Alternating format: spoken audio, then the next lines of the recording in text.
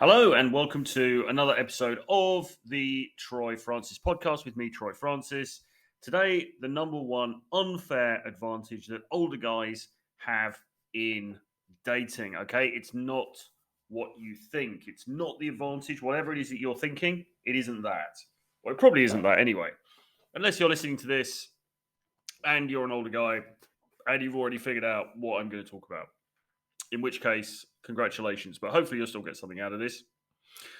We are continuing the theme, ladies and gentlemen, from last week, where I talked about things that older guys need to know in dating. And we're continuing the older guy theme to talk about actually why you've got an advantage if you're listening to this and, you are an older guy. Now, last week, if you listened to the show last week, then thank you very much. If you didn't, then check it out. It's on all the podcast platforms and it's also on YouTube as well. It's an audio podcast, back to doing audio podcasts on a weekly basis. Then you will have heard me defining what I mean by older guy. But I'll define it again now, just so that we're clear. When I say older guy, what I'm really talking about is somebody in their 40s, to be honest. And I wanted to start to put together a bit more content for guys who are in their 40s, simply because I just don't think there's enough of it out there. I don't think there's enough of it out there that is very good. I think there's a lot of content, and there always has actually been a lot of content that's been aimed at younger guys who want to improve themselves, who want to improve their dating lives, their romantic lives, and so on and so forth. There isn't so much content that's aimed at older guys. Now, I'm saying 40s. At a pinch, I would say we can extend that into mid to late 30s. And the reason for that is what I'm really talking about here, and the people that I'm primarily talking to here, although anybody is welcome, of course, are guys who have either been through a long-term relationship or a marriage and come out the other side, or even if you haven't, you're a guy that you're of an age that you could have done. Now, I know that you can be 21 and you can get married for a year and then you divorce and you're 22. And, I know there are people in that situation. But in the main, what I'm talking about here are those guys who have been through kind of a longish relationship and come out the other side. Because we have a lot of guys who are divorced or a lot of guys who are separated from long-term partners that come back into dating and they need a bit of a hand. They need to know what to do. They don't know the ropes. Or you have degenerates like me who have always been unmarried. I mean, I've been in relationships. I've been in long-term relationships. I haven't been married, haven't been engaged, don't have children. But, many guys obviously will have done those things. They will perhaps have a family. But there are also an increasing number of guys who haven't done any of that. And as we were saying last week, the reason for that is, well, there could be many reasons, but a reason for that is because you simply don't really have to in today's world as much as maybe you felt that you had to, 20 years ago, 25, 30, 40 years ago. It was the expectation that you would just get married, you'd have the kids, and that was just what you did.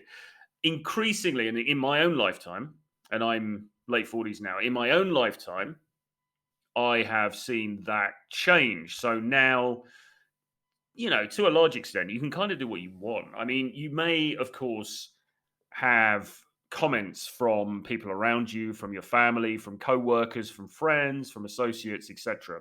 Perhaps, depending on who you hang around with, depending on what your family's like.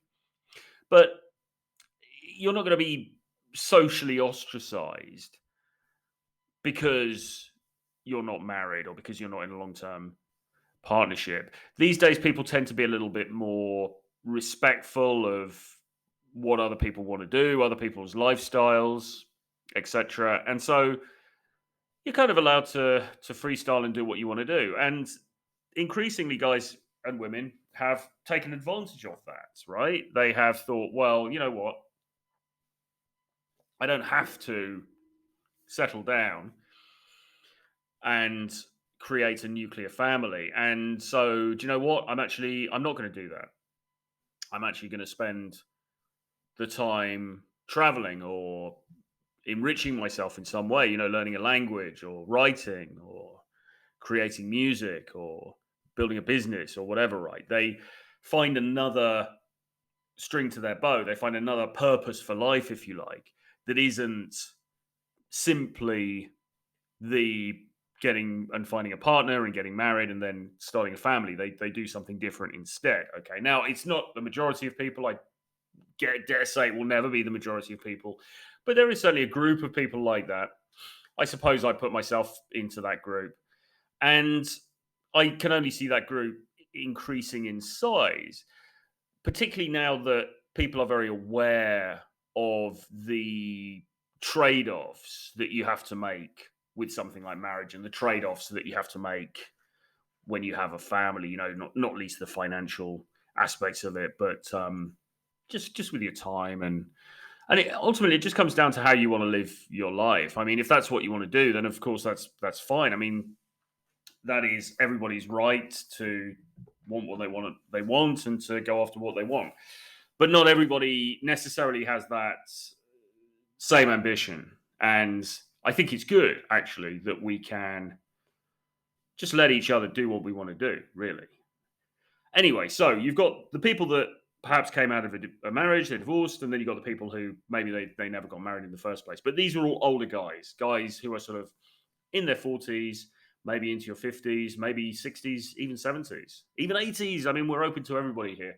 But I would say later 30s is probably the lower tier of who we're talking to. Now, it's not to say if you're in your 20s and you're listening to this and you like my content and you resonate with it and everything, then by all means, please continue to listen, because I think that when I'm doing these shows about older guys, there's always going to be something that you can take from it. And also, as well, look, the reality is we're all only moving in one direction. There is no Benjamin Button phenomena going on here where one of us or a few of us are moving backwards in time. Unfortunately, it's not happening. We are all slowly getting older and more decayed as we head for the pearly gates of heaven. So, yeah, even if you are in your 20s or early 30s or whatever at the moment, rest assured you will become an older guy at some point if you're lucky. If you're lucky, and we said this last week, the people who are lucky live for a decent amount of time. They have a good life experience, but not everybody's that lucky. So that's another thing to bear in mind. But if you are fortunate and you have been lucky enough to be healthy and having access to good nutrition and the amount of money necessary to lead a reasonably healthy life, hopefully you're going to live for a while. And when you do get older, then, like I said last week, the truth is you kind of still want the same things.